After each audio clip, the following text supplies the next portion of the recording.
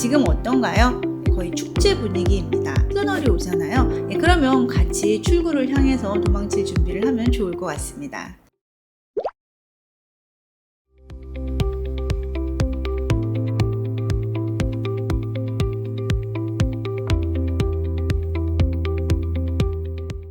안녕하세요. 머니부티크 김정란입니다. 반갑습니다. 우리가요, 지난달까지만 해도 5,000피를 볼 수 있을까라고 얘기를 했었던 적이 있었어요. 그런데 지금은 어떤가요? 코스피가 5,000피를 넘어서 지금 6,000피를 넘은 상황입니다. 그런데 증시가 이렇게 급격하게 오르다 보니까 지금 여기저기서 조금 불안에 대한 목소리도 나오고 있는 것 같아요. 우리 금 가격 기억하시죠? 자, 금이 5,000불에서 5,600불까지 급격하게 오른 다음에 단 3일 만에 한 조정을 20% 가까이 받았었잖아요. 그런 조정의 그림이 코스피에서도 나올 수 있는 거 아니야? 라고 생각을 많이 하고 있다는 거죠. 그래서 제가 이 코스피에서 빠져나올 신호는 도대체 뭐를 보고 판단하면 좋을까에 대해서 한번 생각을 해봤거든요. 그래서 이 부분에 대해서 오늘 말씀을 드려보려고 합니다. 그럼 바로 시작하겠습니다. 여기 보시는 이 차트가 코스피 지수 차트인데 1985년도부터 지금 현재까지 차트입니다. 지금 어떤가요? 거의 축제 분위기입니다. 그래서 제가 오늘 결론부터 말씀을 드리면은요. 자, 우리가 이 축제를 즐겨야 되겠죠? 자, 그렇지만은 출구는 조금 봐가면서 즐겨야 되겠다라고 말씀을 드리고 싶어요. 왜냐면 과거 역사상 이렇게 오르기만 한 적은 없거든요. 조정은 올 겁니다. 그런데 그 조정이 언제 올지가 중요한 거죠. 제가 지금 말씀드릴 이 세 가지 지표의 시그널이 오잖아요. 그러면 같이 출구를 향해서 도망칠 준비를 하면 좋을 것 같습니다. 첫 번째는요, 달러 인덱스인데요.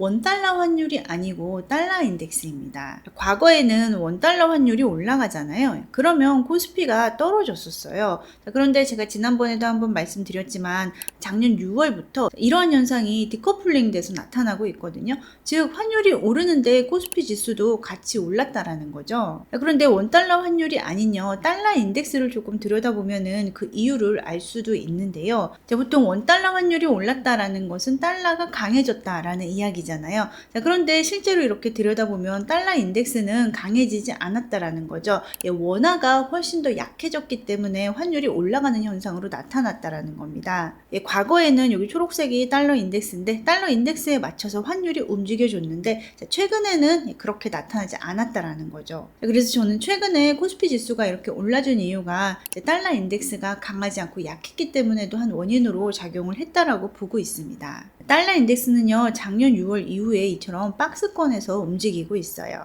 여기서 잠깐 달러 인덱스를 혹시 잘 모르시는 분들도 계실 것 같아서 간단하게 말씀을 드리면요.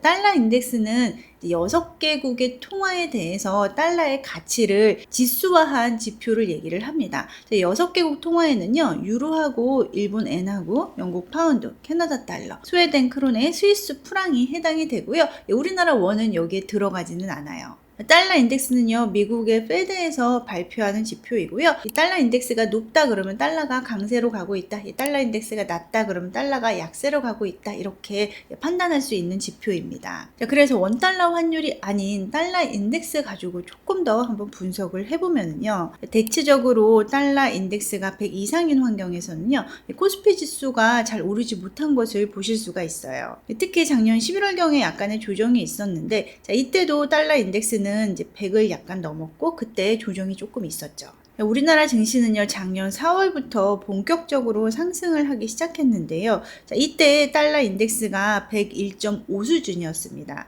국내 증시가 상승하는 데는 여러 가지 원인이 있겠지만요. 이제 글로벌리하게 봤을 때는요, 우리나라나 이런 신흥국 중시는 달러 하락과 동시에 상승하는 것은 아니고요.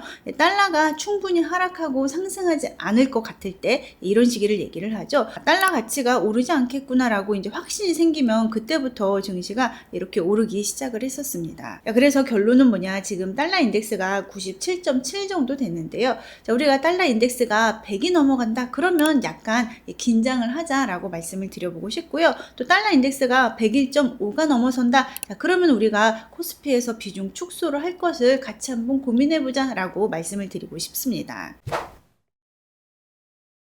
그리고 저는 코스피의 하락의 힌트를 두 번째로 포워드4에서 한번 얻어보자라고 말씀을 드리고 싶은데요. 포워드4는요, 제가 한 2주 전쯤에 우리나라 주가 지수가 앞으로 어떻게 될지에 대해서 전망을 하면서 분석을 했던 지수죠. 그때 포워드4가 조금 낮다는 것을 말씀을 드렸고, 그 이후에 지금 주가 지수가 제 생각 이상으로 많이 상승을 한 상황입니다. 그래서 포워드4로 한 번 더 우리가 힌트를 가져가면 좋을 것 같은데요. 여기 포워드4를 조금 디테일하게 이렇게 주가 지수하고 한번 비교를 해보면, 여기 포워드4가 12.5 이상에서 꺾이잖아요. 자, 그러면 그때 주가에 조정이 조금 왔었거든요. 자, 그래서 지금 포워드4는요 10 아래에 있어요. 그런데 이 포워드4가요 12.5 이상에서 만약에 추세가 꺾이는 모습이 나타난다, 그러면 또 우리가 그때 출구를 향해서 재빨리 달려갈 준비를 하면 좋을 것 같습니다. 그리고 세 번째 힌트로는 OECD 경기선행지수를 좀 같이 보시면 좋을 것 같은데요. 지금 G20의 경기선행지수는요 2025년 6월 이후에 8개월째 상승 중이에요. 미국도 마찬가지거든요. OECD 경기선행지수는요 앞에서 제가 말씀드린 달러 인덱스나 포워드4보다는 적시성은 떨어져요. 왜냐하면 2월 중순이 되어야지 1월의 값을 알 수 있기 때문인데요. 이 OECD 경기선행지수가 한 달에 한 번 발표가 되기 때문이에요. 주기가 조금 긴 편이기는 하죠. 반면 달러 인덱스나 포워드4는 이제 굉장히 실시간에 가깝게 우리가 볼 수 있는 지표이기도 한데, 이렇게 적시성이 떨어진다는 것은 조금 아쉬운 점은 있지만요. 자, 그래도 현재 사용되고 있는 경기선행 지수 중에서는 주가와 상관성이 가장 높은 것으로 평가받고 있는 지표 중에 하나입니다. 그래서 이 경기선행 지수가 2달 연속 하락으로 나타나면은요, 또 그때 우리가 우리나라 주식 비중을 조금 줄일 기회로 가져가면 좋을 것 같습니다. 과거에는요, 특정 지표가 변동을 하면 그거에 맞춰서 자산 가격이 움직였었거든요. 그거를 이제 노멀이라고 하죠. 자, 그런데 지금은 뉴 노멀 시대가 됐어요. 2022년도 이후에는 이제 기존 공식이 통하지 않는 새로운 변화의 양상이 계속 출현이 되고 있는 거죠. 그거에 맞춰서 이제 우리도 새로운 데이터를 계속 바꿔가면서 분석을 하고 있는 상황입니다. 오늘 제가 보여드린 달러 인덱스도 그 일환이라고 보시면 좋을 것 같아요. 자, 그런데 우리가 최고점에서 파는 거는 정말 힘들거든요. 자, 그래서 이제 제가 말씀드리고 싶은 거는요, 최고점이라고 생각하고 미리 움직이지 말자라고 말씀을 드리고 싶어요. 또 급하게도 움직이지 말고요. 또 우리가 움직인다 하더라도 너무 과감하게 많은 포지션을 정리해서 움직이지도 말자라고 말씀을 드리고 싶습니다. 고점을 조금 확인하는 여유를 가지면 좋을 것 같고요. 또 고점에서 내려올 때 그때 조금씩 스위칭하는 전략을 또 가져가시면 좋을 것 같습니다. 물론 사람인지라 그게 참 어렵다는 것은 저도 몸소 체험을 해봤기 때문에 잘 알고 있습니다.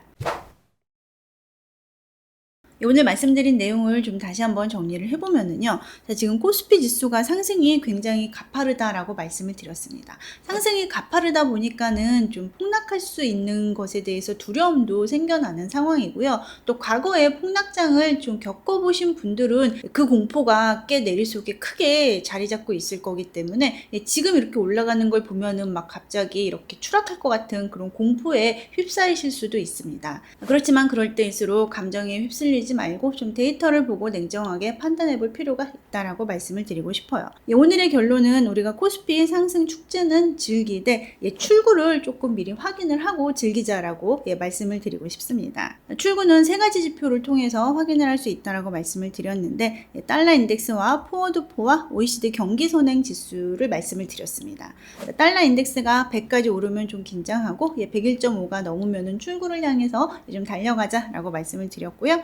포워드4도 12.5 이상에서 추세가 만약에 꺾인다, 그러면 또 그때 비중 축소를 고민해보자라고 말씀을 드렸습니다. 그리고 OECD 경기선행 지수가 2달 연속 하락을 한다, 그러면 또 그때 비중 축소를 고민해보자라고 말씀을 드렸는데, 제가 지금 향후에 고민해보자라고 말씀드린 건 뭔가요? 지금은 이 상황이 보이지 않는다라는 의미인 거죠. 그래서 우리가 지금 코스피에 투자하면서 조금 조마조마하지만 미리 움직이지 말고, 급하게 움직이지 말고, 또 움직이더라도 너무 많이 움직이지 말자라고 말씀을 드렸습니다. 실은 제가 말씀드린 미리 움직이지 말고, 급하게 움직이지 말고, 많이 움직이지 말라라는 말이요, 다 우리의 본능에 반해서 따라서 행동하는 것을 이야기를 하거든요. 우리는 공포가 싫기 때문에 굉장히 빨리 움직이고 싶어 하고요.